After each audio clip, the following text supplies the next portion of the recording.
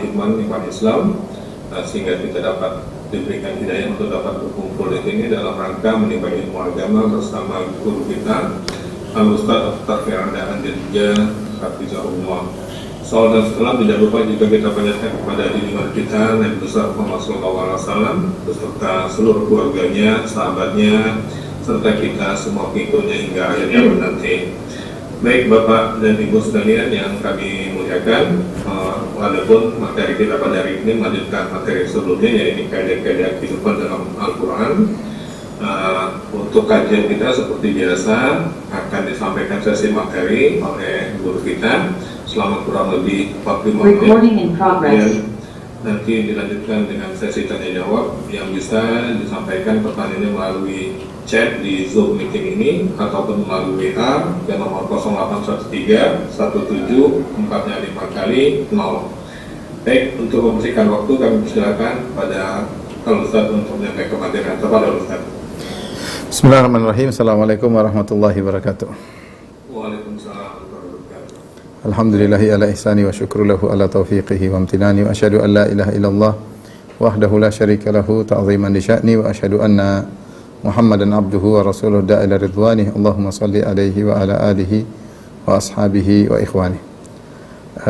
Rekan-rekan yang dirahmati oleh Allah Subhanahu wa taala, kita melanjutkan bahasan kita dari kitab Qawaid Quraniyah fi Nafsil Hayat karya Syekh Umar Muqbil hafizahullah taala.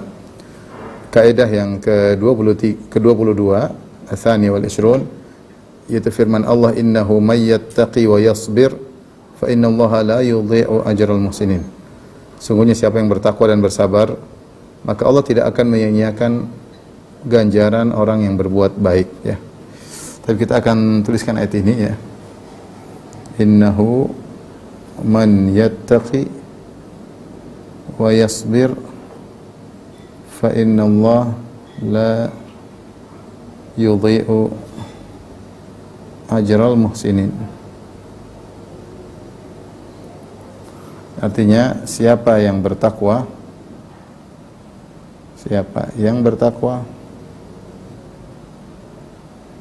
dan bersabar, sungguhnya Allah tidak menyia-nyiakan pahala orang yang berbuat baik.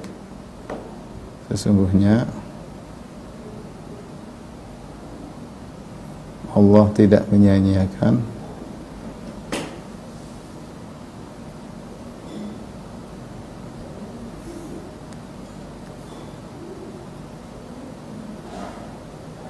ganjaran atau pahala orang yang muhsin. Ini diambil dari surat Yusuf ayat 90, ya. Surat Yusuf ayat 90, ya. Quran surat 12 ayat 90. Saya bacakan sebabnya, ya. Itu kisah ketika kakak-kakaknya Yusuf alaihissalam datang kepada beliau dalam kondisi kesulitan, kekurangan, dan mereka tidak sadar bahwasanya mereka sedang bertemu dengan adik mereka yang pernah mereka buang puluhan tahun yang lalu, yang sekarang sudah menjadi bendaharawan Mesir, ya, dengan kemuliaannya. Hanya saja Yusuf alaihissalam ketika itu mungkin memakai semacam mahkota, memakai baju yang indah, sehingga mereka tidak menduga sama sekali di depan mereka ini adalah adik yang pernah mereka buang. Kondisi mereka ketika itu sedang ingin membeli suketan karena mereka sedang mengalami musim kelaparan, musim kemarau, sehingga mereka ingin membeli gandum dari Yusuf alaihissalam, tapi dengan barteran yang sederhana. Mereka tidak punya barter atau barang yang banyak untuk membeli suketan tersebut. Maka dengan penuh kerendahan hati, mereka pun berkata kepada Yusuf alaihissalam, yang mereka tidak sadar itu adalah adik mereka. Kata mereka, ya ayyuhal azizu, wahai orang yang mulia, massana wa ahlana dhurru, sungguhnya kami telah ditimpa dengan kemudaratan. Demikian juga keluarga kami yang kami tinggalkan di Palestina, itu ayah kami, ibu kami juga ditimpa dengan kemudaratan. Wa ji'na bi bidha'atin muzjatin, dan kami datang kepada engkau dengan membawa barteran yang sedikit nilainya. Fa'aufilana, tapi berikanlah kepada kami gandum yang penuh, meskipun kami hanya membayar sedikit. Fa'aufilanal kaila wa tasaddaq alaina, bersedekahlah kepada kami wahai sang pemimpin yang mulia. Innallaha yajzil mutasaddiqin, sungguhnya Allah Subhanahu wa taala memberi ganjaran kepada orang-orang yang bersedekah. Jadi mereka sudah dengan kondisi iba, rasa sedih, maka mereka jelaskan kepada Yusuf, kami ini menderita, keluarga kami yang ada di Palestina juga menderita, ayah kami, ibu kami, dan tentunya ayah mereka juga ayahnya Yusuf alaihissalam. Keluarga mereka yang menderita di Palestina juga keluarga Yusuf alaihissalam. Ya. Kemudian mereka mengatakan, wajibna bibidha'atin musjah, kami tidak punya barang banyak untuk bisa membeli gandum, sementara kami kelaparan. Fa'aufilanal kaila, maka meskipun barteran yang kami bawa sedikit, penuhilah. Ketika Yusuf mendengar pernyataan mereka yang penuh dengan iba, dia ingat tentang ayahnya, tentang ibunya, tentang paman-pamannya, tentang keluarganya di Palestina. Maka akhirnya dia pun membongkar kartu di hadapan mereka agar mereka tahu siapa dia. Apa kata Allah Subhanahu wa taala tentang pernyataan Yusuf alaihissalam? Qala hal alimtum ma fa'altum bi Yusuf wa akhihi id antum jahilun? Tidakkah kalian tahu tentang apa yang kalian lakukan kepada Yusuf dan saudaranya itu Binyamin ketika kalian masih jahil dulu? Oh, mereka kaget. Ini orang kok tahu tentang perbuatan kami terhadap Yusuf dan saudaranya Binyamin. Mereka mulai perhatikan Yusuf, mereka lihat, akhirnya mereka bertanya-tanya, ini jangan-jangan Yusuf. Qalu a innaka la anta Yusuf? Apakah engkau ini Yusuf? Apakah engkau adalah Yusuf? Qala ana Yusuf wa hadha akhi. Kata Yusuf, akulah Yusuf dan inilah saudaraku Binyamin. Qad manna Allahu alaina, sungguhnya Allah telah memberikan anugerah kepada kami. Innahu, ini yang jadi perhatian kita. Innahu may yattaqi wa yasbir fa innallaha la yudhi'u ajral muhsinin. Sungguhnya siapa yang bertakwa dan bersabar, sungguhnya Allah Subhanahu wa taala tidak menyia-nyiakan ganjaran orang yang berbuat kebaikan. Di sini lihat ada 3 hal. Pertama, persyaratan. Jadi innahu man, siapa yang bertakwa, wa yasbir, dan bersabar. 2, siapa yang bertakwa bersabar, fa innallaha, jawabannya apa? Allah tidak akan menyia-nyiakan perbuatan orang yang baik. Allah tidak akan menyia-nyiakan pahala orang yang berbuat ihsan. Dan pahala di sini perhatikan, ganjaran dalam ayat ini jangan disangka hanya ganjaran ukhrawi saja. Di sini ganjaran duniawi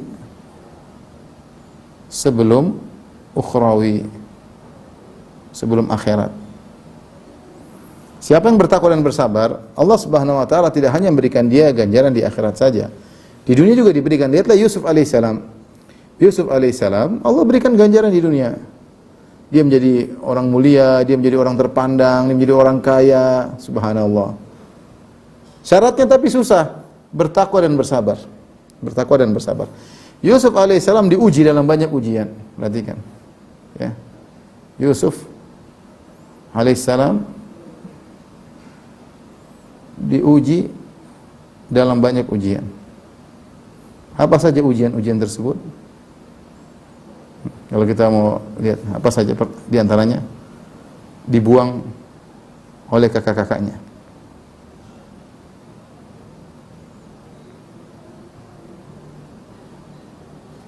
Terus apa lagi? Kemudian apa? Dipisahkan dari adiknya, dari saudara kandungnya itu Binyamin, dan ayahnya yang sangat dia cintai. Apalagi ujiannya? Dikeluarkan dari kampung halamannya, terusir dari kampung halamannya. Siapa sih yang tidak ingin hidup di kampung halaman, di dekat keluarga? Apalagi dijual sebagai budak.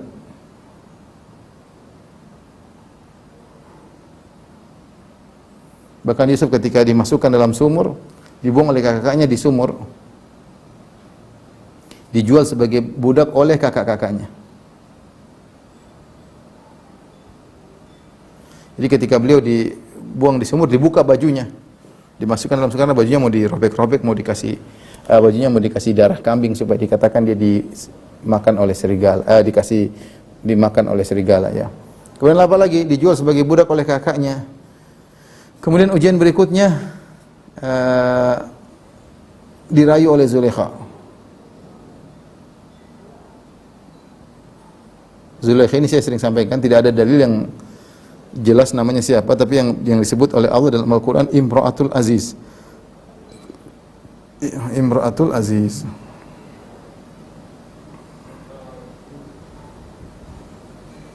Itu istri menteri yang merayu Nabi Yusuf. Ini juga ujian yang sangat berat. Kemudian juga diuji apa? Di penjara. Di penjara bertahun-tahun. Subhanallah. Ini sekian ada ujian yang mungkin bisa kita tangkap. So, ujian Yusuf lebih banyak daripada ini. Ya, kita lihat 1 ya. 2 3 4 5 6. Semua ini Yusuf alaihissalam jalankan, hadapi dengan takwa dan sabar. Takwa dan sabar. Itulah kenapa Nabi Yusuf ya alaihissalam dikatakan termasuk orang yang muhsin. Innallaha la yudhi ajral muhsinin. Dia orang yang muhsin. Siapa orang yang muhsin tersebut? Orang muhsin adalah sebagaimana yang disebutkan dalam hadis Nabi sallallahu alaihi wasallam ketika Jibril bertanya kepada Nabi sallallahu alaihi wasallam, "Fa akhbirni 'anil ihsan." Kabarkanlah kepada kau Muhammad tentang ihsan. Kata Rasulullah SAW kepada Jibril, "Anta abudallaha ka'annaka tarahu, fa illam takun tarahu fa innahu yarak." Engkau beribadah kepada Allah seakan-akan engkau melihatnya. Dan jika engkau tidak mau melihatnya, ketahuilah Allah melihatmu. Yaitu seorang yang ihsan, dia selalu merasa Allah mengawasinya. Seakan-akan dia selalu menyaksikan keagungan Allah Subhanahu wa taala. Seakan-akan dia melihat Allah dan dia yakin Allah selalu mengawasinya. Dan ini semua dilakukan oleh Yusuf ketika dia diambil oleh kakak-kakaknya. Ketika dibuka bajunya, dimasukkan ke dalam sumur, dia selalu yakin Allah melihat dia. Subhanallah. Sehingga dia bisa bersabar dan bertakwa. Kemudian ketika dia dijual sebagai budak, dia menghadapinya dengan sabar dan takwa. Bayangkan yang jual kakak-kakaknya. Dia masih kecil, dia tidak berteriak, "Wahai kalian telah zalimi aku adalah adik kalian." Dia sabar. Saya nggak bisa bayangkan bagaimana ada seorang, bayangkan kakak-kakaknya kemudian ambil dia, kemudian dijual, dan dia hanya diam menyaksikan itu semua. Betapa pilu dan sedih hatinya ketika menghadapi itu semua. Dan tapi dia sabar, malah masih kecil Yusuf alaihissalam. Ya. Kemudian sudah jadi budak kerja. Jadi budak, namanya budak ya apa? Terhina, bisa dijual belikan. Ya. Sampai dibelilah oleh seorang penguasa Mesir yang kemudian dirawat di dalam rumahnya. Sampai akhirnya Yusuf alaihissalam digoda oleh Zulaikha dengan godaan yang sangat dahsyat, ya, sebagaimana Allah abadikan dalam Al-Quran. Ya. Kemudian akhirnya dia tidak mau menuruti godaan Zulaikha, akhirnya dimasukkan dalam penjara. Semua itu dia hadapi dengan takwa dan sabar. Ini menakjubkan. Kita ini, kalaulah dikatakan kita bersabar, kita paling bersabar dalam beberapa ujian. Kalau kita dikasih rentetan 10 ujian, mungkin kita bisa bersabar 1, 2, 3, sisanya 7 mungkin kita enggak sabar. Kita enggak bertakwa. Tapi Yusuf hebat. Kenapa dia bisa bersabar dan bertakwa? Karena dia punya sifat ihsan. Itu yang sering hilang dari kita. Kita yakin bahwasanya Allah yang mengatur semua. Perkara kita ini yang atur di atas langit. Ada yang atur. Yang selalu melihat kondisi kita, yang selalu mengawasi kita. Dan kita tahu kalau kita bertakwa, dia akan berikan kita solusi. Nah, itu yang kita tidak mampu, tidak seperti Nabi Yusuf alaihissalam. Dari sini, ikhwan dan akhwat yang rahmatillah subhanahu wa ta'ala, ketika Yusuf alaihissalam bersabar dan bertakwa dalam menghadapi ini semua, maka Allah berikan kepada dia ganjaran duniawi. Perhatikan, ganjaran duniawi sebelum ganjaran akhirat. Kalau surga akhirat jelas Yusuf alaihissalam masuk surga. Dia pernah berdoa, Rabbi qad ataitani minal mulki wa 'allamtani min ta'wilil ahadits fatiras samawati wal ardi anta waliyyi fid dunya wal akhirah tawaffani musliman wa alhiqni bis salihin. Di akhir hayat sebelum meninggal, ketika dia sudah memiliki kekuasaan dan menyuruh keluarganya semua tinggal di Mesir, dia berkata, Rabbi qad ataitani minal mulki. Ya Allah, Engkau telah berikan aku kekuasaan. Wa 'allamtani min ta'wil ahadits. Engkau telah mengajarkan kepada aku bagaimana menakwilkan mimpi.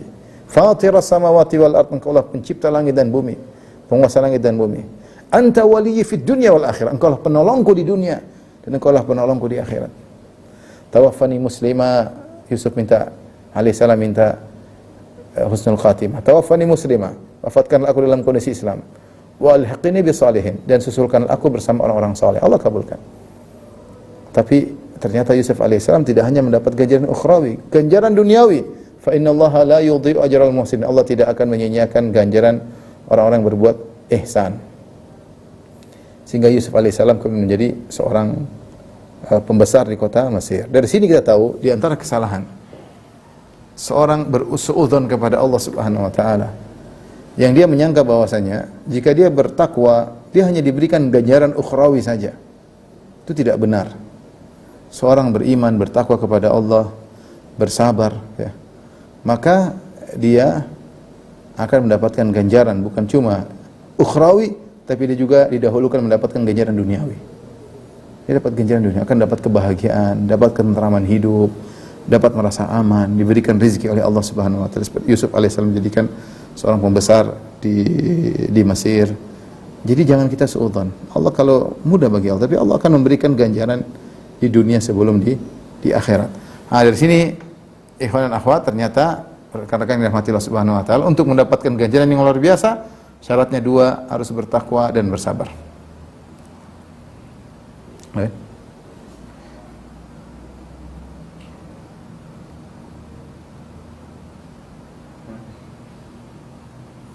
Baik, kita sudah sebutkan takwa plus sabar menghasilkan ganjaran di dunia dan di akhirat.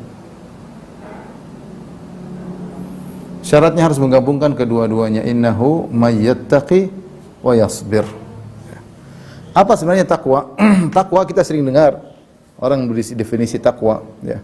Takwa yaitu anta ja'ala bainaka wa bainallahi, anta ja'ala bainaka wa baina adzabillahi wiqayah. Nama takwa itu engkau menjadikan penghalang antara engkau dengan azab Allah Subhanahu wa taala. Takwa kalau disebutkan secara makna spesifik, maknanya adalah meninggalkan kemaksiatan. Ya, dia lebih cenderung kepada secara spesifik maknanya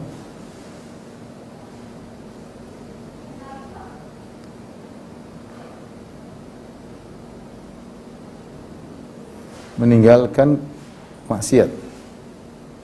Karena maksiat inilah yang membuat seorang terjerumus dalam neraka jahanam. Ya, qu anfusakum wa ahlikum nar. Jagalah diri kalian dan keluarga dari neraka jahanam. Meninggalkan maksiat, itu namanya takwa. Yang baik dosa kecil maupun dosa besar, itu namanya takwa. Tidak boleh menyepelekan maksiat manapun. Maksiat lisan, maksiat telinga, maksiat mata, maksiat hati, berusaha ditinggal. Itu namanya takwa. Itu namanya takwa. Sebagaimana seorang penyair berkata, "Khalli dhunuba saghiraha wa kabiraha dzaka tuqa, wasna' kamashin fawqa al-ardi asy-syauqi yahdharu ma yara. La tahqiranna saghiratan innal jibala minal hasa." Ya, tinggalkanlah dosa-dosa semuanya, yang besar maupun kecil. Jadilah engkau seperti orang berjalan di atas jalan penuh dengan duri. Dia hati-hati dengan apa yang dia lewati. Jangan kau remehkan dosa kecil, sungguhnya gunung-gunung berasal dari kumpulan kerikil. Jadi kita disuruh dalam jalan ketakwaan seperti orang berjalan di atas jalan penuh duri. Kalau kita jalan penuh duri, kita jalan pelan-pelan. Ada duri kecil, duri besar, tapi kita jalan pelan-pelan. Kita hindari. Kalau kita injak duri, segera kita lepaskan. Bertobat kepada Allah. Seperti itu. Tapi kalau kita tidak peduli, kita injak duri kecil, sudah mulai kecil-kecil, banyak darah, akhirnya kita bablas, kepalang tanggung, ya, sekaligus, sekalian. Seperti itu, orang kalau udah maksiat kecil dia peduli, sudahlah, sekalian sudah basah, sekalian jebur sekalian, gampangannya demikian. Tidak, orang bertakwa tidak demikian. Bertakwa, ini yang harus kita jalani agar kita diberi ganjaran dunia sebelum ganjaran di akhirat. Ya, masalahnya kita kurang bertakwa. Ataupun kita hanya bertakwa pada sebagian sisi. Kita ini bertakwa kadang takwa cuma takwa lisan, tapi mata kita enggak bertakwa. Melihat macam-macam, melihat aurat terbuka dan yang lainnya. Terkadang kita bertakwa ya, di mata dan di lisan, tapi kita enggak bertakwa di hati. Kita suudzon, hasad kepada orang lain, kadang dalam hati merendahkan orang lain. Kita enggak bertakwa. Ya. Terkadang kita bertakwa pada lisan, mata kita jaga lisan, tidak gibah namimah, kita tidak melihat yang haram, tapi kita mendengar musik, mendengar gibah, mendengar namimah, mendengar macam-macam, senang. Itulah kita kurang, kita harus bertakwa secara totalitas. Semaksimal mungkin, tidak ada yang sempurna, tapi kita berusaha bertakwa, ya. Ittaqillah haitsu ma kunt. Kata Nabi SAW, bertakwalah dimanapun engkau berada dan kapanpun. Kemudian kadang kita bertakwa di satu daerah, tidak di daerah yang lain. Ada orang bertakwanya di kampungnya. Ketika keluar negeri dia tidak bertakwa. Dia merasa tidak ada yang ngawasi, jauh dari keluarganya, dia tidak bertakwa. Ada yang bertakwa ketika dia bersama banyak orang, ketika dia bersendiri dia tidak bertakwa. Dia melihat macam-macam. Dia buka situs-situs yang diharamkan, dia masuk ke mengakses akun-akun orang dan macam-macam. Ya. Seperti itu.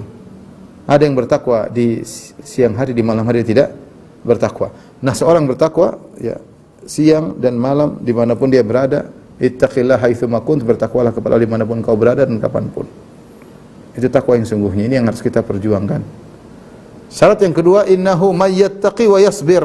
Nah ini. Sabar. Sabar dengan 3 modelnya. Sabar menjalankan ketaatan.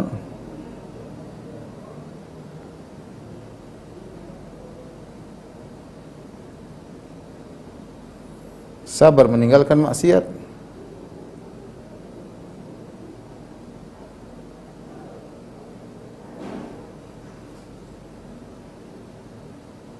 Kemudian sabar atas musibah.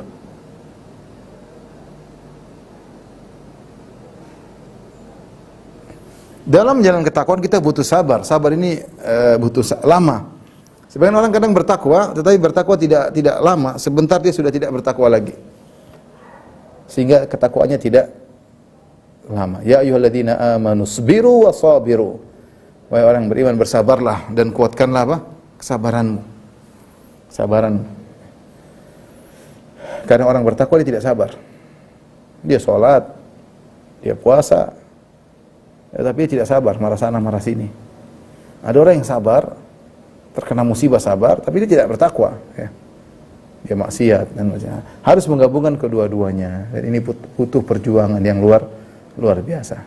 Siapa yang menggabungkan keduanya, sabar dan takwa, maka itulah dia akan mendapatkan ganjaran dari Allah Subhanahu wa taala. Perlu kita saling mengingatkan diri kita karena dalam kehidupan ini ya ada ujian, ada perkara yang tidak kita sukai. Ya hendaknya kita bertakwa dan bersabar. Kemudian penulis Syekh Umar Muqbil hafizahullah taala menyebutkan ya tentang praktek dari kaidah ini.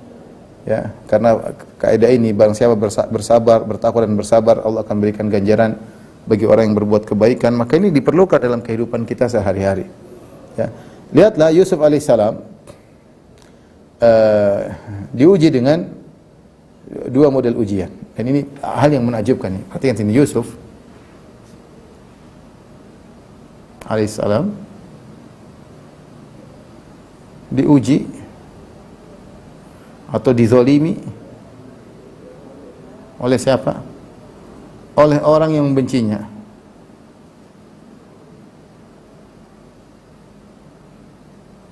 Dan siapa? Dan orang yang mencintainya, yang sangat mencintainya.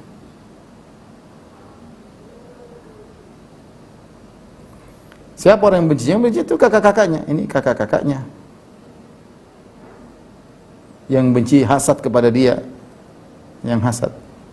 Sehingga Yusuf dizolimi dengan dibuang di sumur, dengan dijual sebagai budak, dipisahkan dari orang tuanya. Ini semua kelakuan kakak-kakaknya.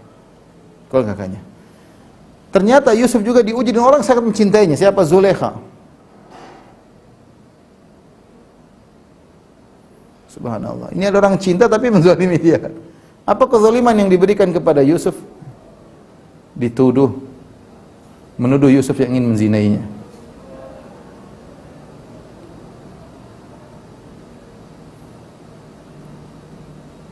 Menzinainya. Dia yang nuduh, ini zina sama dia. Yusuf yang goda dia, Yusuf yang merayu dia, Yusuf yang masuk dalam kamarnya. Tapi dia sangat sayang kepada Yusuf. Sangat cinta kepada Yusuf, tidak kuat merendam rasa cintanya. Sampai sampai jadi buah bibir di Mesir. Wa qala niswatun fil madinati imra'atul azizi turawidu fataha an nafsihi. Qad syaghafaha hubba. Para wanita ibu-ibu di Mesir berkata, kok bisa seorang istri menteri merayu pembantunya di rumah? Qad syaghafaha hubba. Sungguh dia terlalu cinta kepada pembantunya tersebut. Yusuf maksudnya. Inna lanaraha fi dhalalin mubin. Menurut kami dia benar-benar di atas kesesatan yang nyata. Dia sangat cinta sama Yusuf, tapi dia justru menzalimi Yusuf. Yang kedua, dia yang menyuruh Yusuf di penjara. Yusuf di penjara. Dia yang menyuruh Yusuf di penjara. Bayangkan, dia cinta sama Yusuf tapi dia ingin Yusuf di penjara. Jadi subhanallah, Yusuf alaihissalam diuji oleh orang yang membencinya dan diuji oleh orang yang mencintainya, dan dua-duanya menzalimi Yusuf. Dua-duanya menzalimi Yusuf, ya. Tetapi Ibn Taimiyah rahimahullah taala menjelaskan di sini Yusuf alaihissalam bertakwa ketika dia diuji oleh kakaknya, dia bertakwa dan juga bersabar. Ketika diuji oleh Zulekha juga dia bertakwa dan bersabar. Namun mana di antara keduanya yang ujiannya paling hebat? Apakah ujian Yusuf ketika dilemparkan dalam sumur, dijual sebagai budak, dipisahkan dari bapaknya, dipisahkan dari kampung halamannya, dan ini semua sebabnya kakak-kakaknya yang melakukannya? Ataukah Yusuf lebih hebat ketika dia bersabar, dirayu oleh Zulekha, kemudian tidak mau, akhirnya dipenjarakan? Kata para ulama di antara Syekh Islam Taimiyah, ini lebih hebat. Yusuf lebih hebat di sini. Ini lebih berat. Lebih besar pahalanya.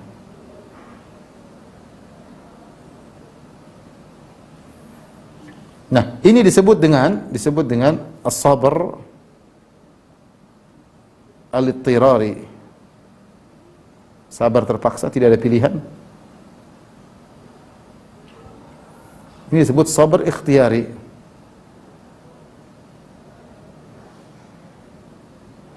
Sabar pilihan. Ketika Yusuf alaihissalam ditangkap oleh kakak-kakaknya, kemudian dibuka bajunya, dibuang, dia tidak ada pilihan lain. Dipisahkan dari bapaknya, dipisahkan dari ibunya, dibuang dari kampung, tidak ada pilihan lain. Dia harus bersabar, tidak ada pilihan dia untuk kabur, tidak ada. Dan ini pahalanya besar. Tetapi dia besar lagi ketika dia dirayu oleh Zulekha. Ada pilihan bagi dia, mau zina atau tidak. Kalau dia berzina, selesai. Dia tidak sabar. Dia ada pilihan, maksudnya masih ada pilihan. Tapi dia milih tidak berzina. Dikasih pilihan, mau berzina atau di penjara. Dia pilih di penjara. Ini lebih hebat. Ujiannya lebih berat. Sebagaimana pernah kita bahas. Yusuf alaihissalam ketika diuji oleh wanita cantik tersebut, dia masih muda dan jauh dari kampungnya. Syahwatnya juga bergejolak anak muda. Ini perempuan yang ngerayu. Ya, perempuan cantik jelita di kamar tertutup. Lengkap semuanya. Ujian yang sangat berat bagi lelaki. Ini perempuan yang ngerayu dia, bukan dia yang ngerayu perempuan. Perempuan yang mulai ngerayu. Betapa banyak orang ketika dia merayu mungkin dia masih bisa bertahan, tapi ketika ceweknya yang mulai merayu, dia bisa jadi goyang. Lagi dia jauh dari rumah orang tua, jauh dari saudara-saudaranya. Artinya kalau dia Yusuf alaihissalam bermaksiat, maka tidak ada yang pedulikan dia. Dia orang jauh, orang asing. Dia orang Palestina tinggal di Mesir. Kemudian dalam ruangan tertutup. Waghallaqatil abwab, pintu semua sudah ditutup. Subhanallah. Tapi dia milih untuk sabar dan milih untuk di penjara. Sampai dia berdoa, Rabbi sijinu ahabbu ilayya Mimma yad'unani ilaih, ya Allah, penjara lebih aku sukai daripada rayuan mereka. Itulah Yusuf alaihissalam, bersabar dan bertakwa. Baik. Yang saya lebih takjub lagi, ini apa namanya? Yusuf alaihissalam bersabar dan bertakwa ketika dia mampu untuk membalas. Ini yang saya kagum, ya. Luar biasa. Yusuf adalah alaihissalam orang yang sangat pemaaf. Ketika dia mampu untuk membalas, dia tidak membalas, bahkan dia memaafkan. Bayangkan ketika kakak-kakaknya datang minta-minta miskin, dia harusnya bisa balas. Justru dia sayang sama kakak-kakaknya. Setelah dia menjadi orang besar, kakak-kakaknya datang, dia bilang, sudah kalian saya maafkan. La tathriba alaikumul yaum yaghfirullahu lakum. Tidak ada cercaan bagi kalian sejak hari ini. Semoga Allah mengampuni kalian. Wa'tuni bi ahlikum ajmain. Bukan cuma itu, datangkanlah semua keluarga ke sini. Bahkan dia muliakan kakak-kakaknya yang telah membuat dia sengsara bertahun-tahun. Siapa tidak pedih terpisah dari kakak, dari orang tua tercinta puluhan tahun? Siapa tidak pedih terpisah dari ibu yang tercinta? Siapa yang tidak pedih harus terpisah dari kampung halaman bertahun-tahun, puluhan tahun? Tetapi dia maafkan. Bahkan cuma bukan dia maafkan, dia muliakan.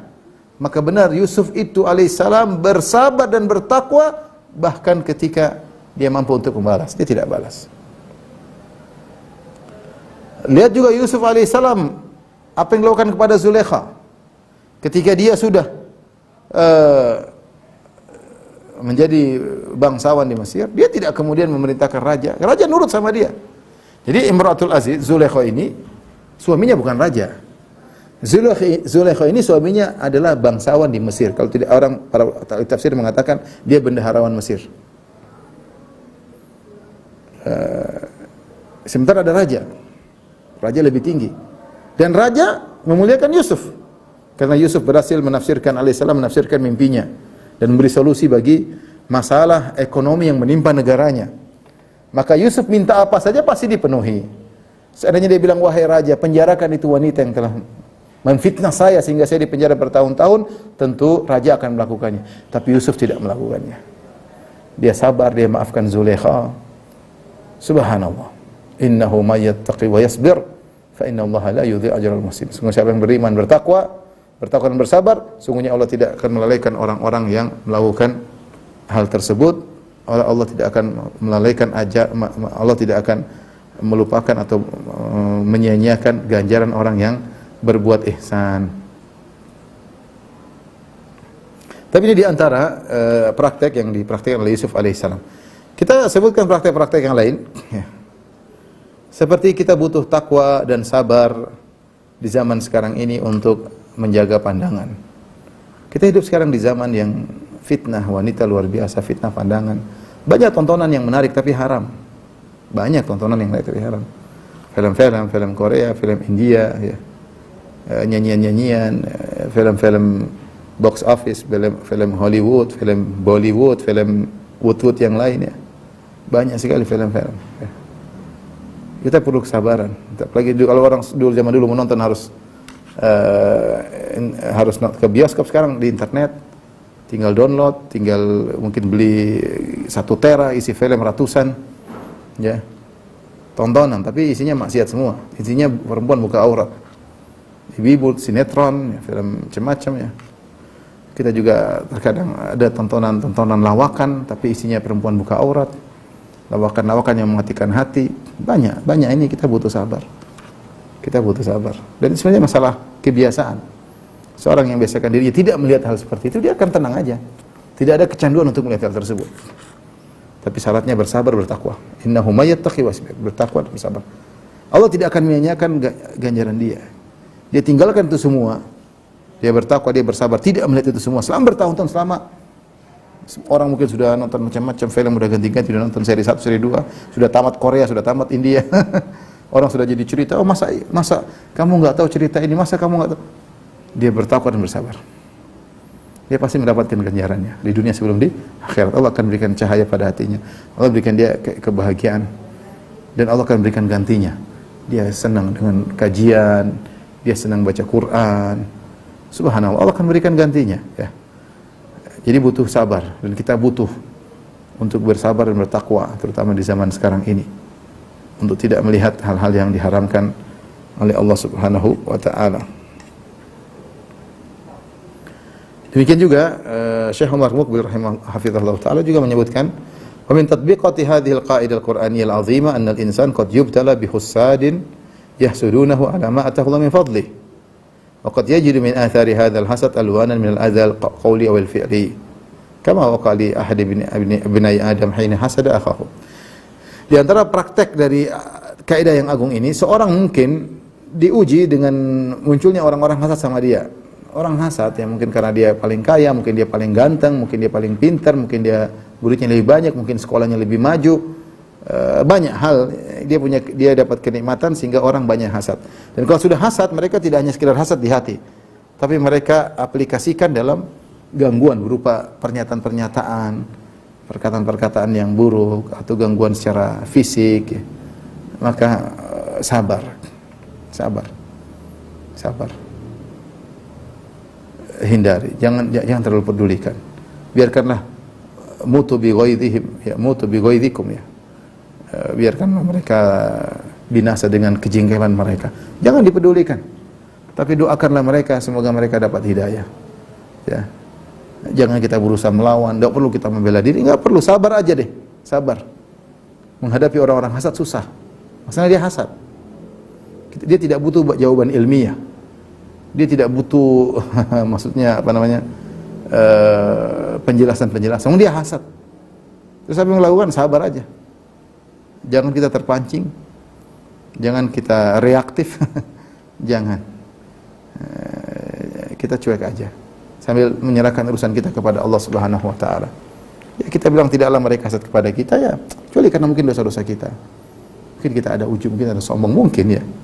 Jadi intinya sabar dalam menghadapi ujian orang yang hasad kepada kita ya. Lihatlah Yusuf alaihissalam dihasati oleh kakak-kakaknya.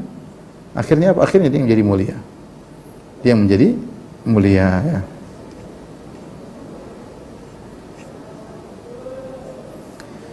Demikian juga ayat yang semisal ini, barang siapa bersabar dan bertakwa, datang dalam beberapa ayat yang lain ya. Yaitu bersabar dan takwa ya. Seperti firman Allah Subhanahu wa taala ketika menceritakan tentang perang Uhud, kata Allah Subhanahu wa taala, wa in tasbiru wa tattaqu la yadhurrukum kaiduhum syai'a. Kalau kalian bersabar dan bertakwa, maka ya makar mereka tidak akan beri mudarat kepada kalian sama sekali. Yang penting bersabar bertakwa. Ada orang diuji, dia takwa tapi tidak bersabar. Dia maki sana, maki sini, dia caci maki, dia laknat. Itu namanya tidak bersabar. Takwa iya, takwa dia sholat malam, dia berdoa kepada Allah, tapi dia tidak bersabar. Ya. Mungkin dia puasa, tapi dia maki-maki, laknat sana, laknat sini, mencela sana, mencela sini. Orang yang mengganggunya tertawa-tertawa, melihat dia terganggu, melihat dia sengsara. Orang kalau diganggu orang lain, terus yang diganggu merasa sengsara, yang mengganggu senang. Oleh karena tidak usah, jadi sabar ya. Bilang bahwasanya ini menimpa saya qadarullah atas dosa-dosa yang saya lakukan ya. Dalam ayat yang lain juga surat Al-Imran tadi, Al-Imran 120, ayat 124, ayat 125, bala in tasbiru wa tattaqu. Ya. Jika kalian bersabar dan bertakwa ya.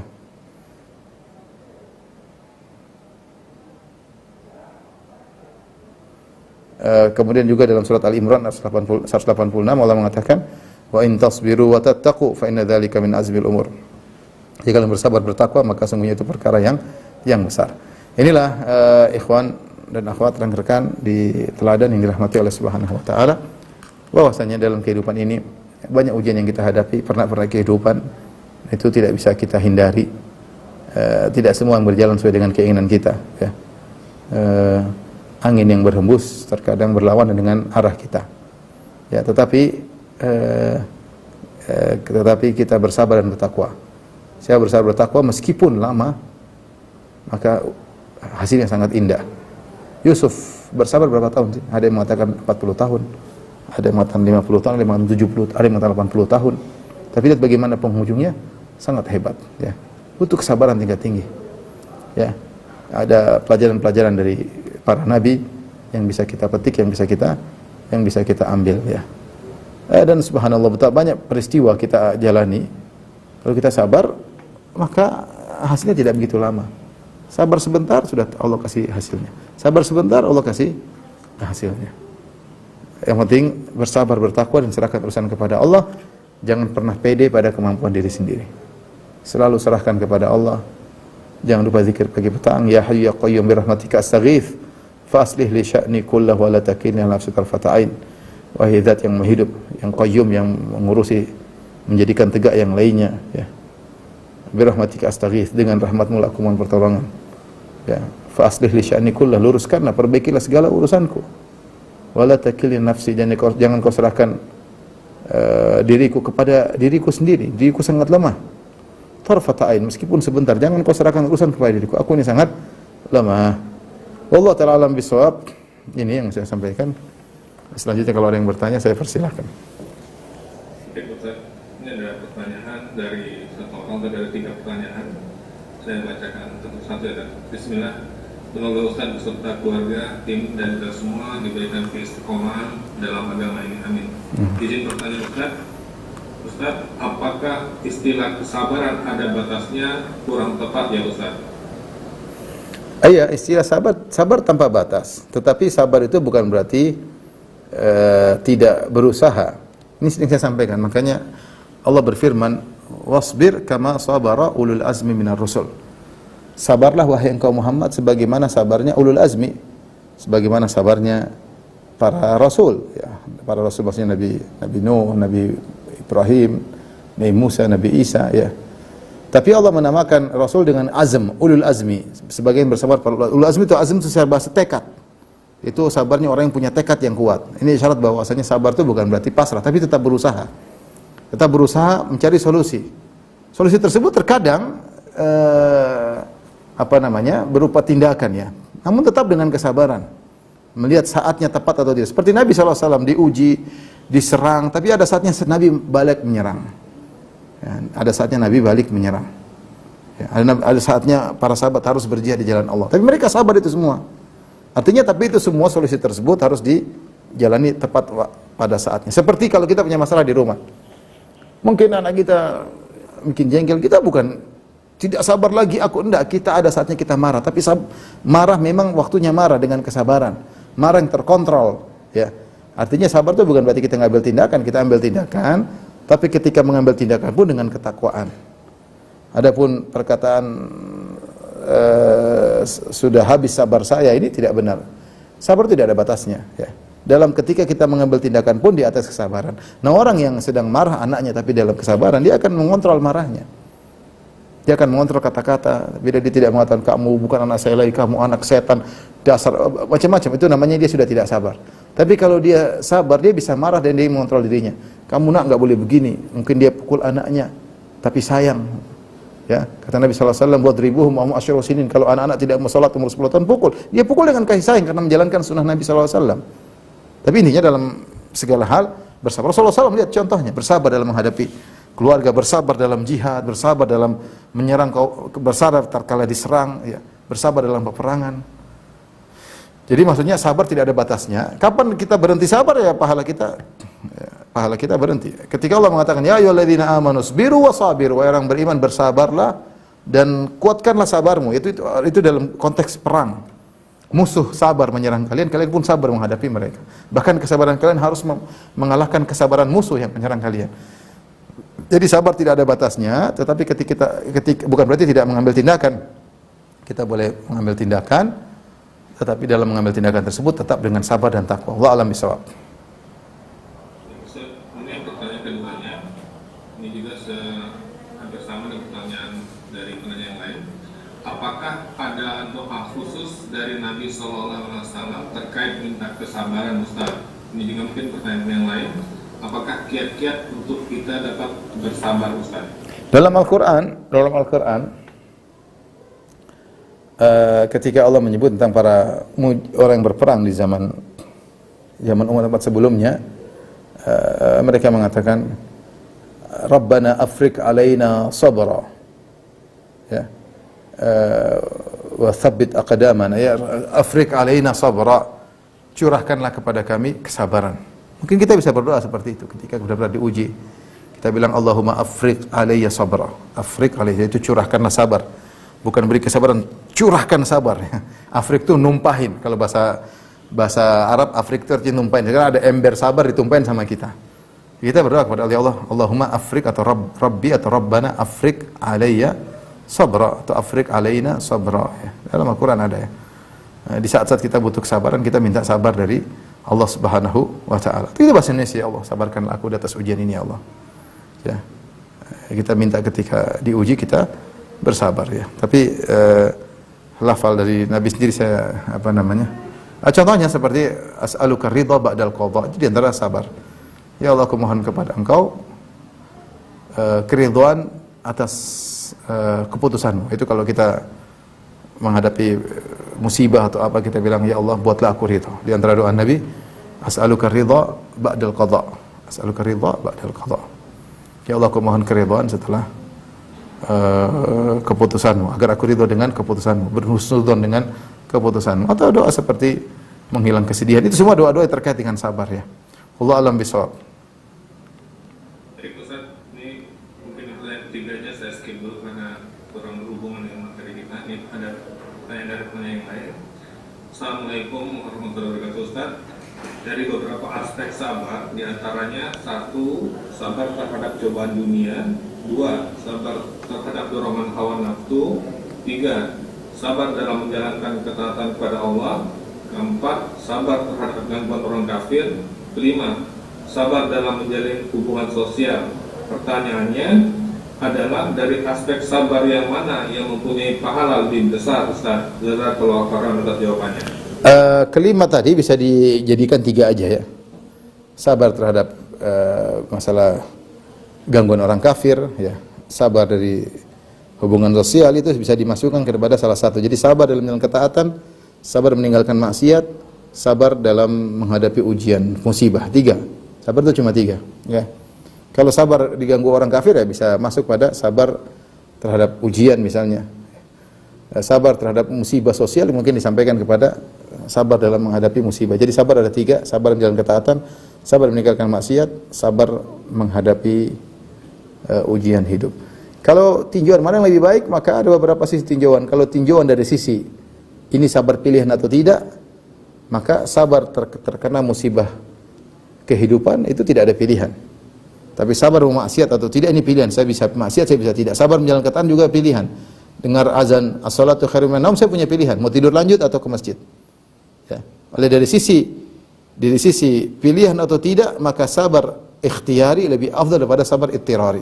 Ini dari sisi jenis saja. Sabar pilihan itu lebih mulia daripada sabar terpaksa. Tidak ada pilihan lain. Dari sisi jenis. Tapi dari sisi person kasus tentu berbeda-beda. Siapa yang kuat sabar diuji seperti Nabi Ayub alaihissalam yang diberi sakit sekujur tubuh, ditinggalkan orang semua jijik sama dia bertahun-tahun, 7 tahun, tentu tidak sama ya. Musibah kehidupan juga macam-macam. Siapa yang sabar seperti orang yang anaknya meninggal lagi, tentu tidak sama dengan sabar orang misalnya pergi ke masjid sholat subuh.